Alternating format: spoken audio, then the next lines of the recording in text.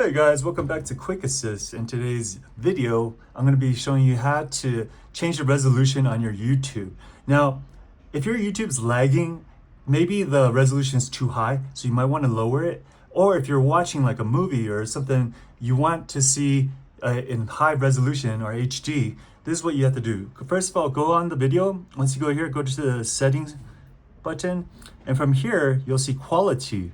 So go ahead and go quality. It's set on auto right now. And so depending on your Wi-Fi and everything, your downloading speed, you're gonna decide like what to choose. Now you may be watching something where you just need to get information, you're not even paying attention to the screen. Then you can go something low like 240, 360, 480.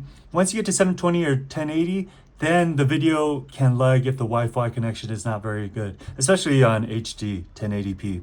So that's why you would want to actually manually control what your quality, your resolution is. So go ahead and try that at home. Once again, you just go to settings on the bottom.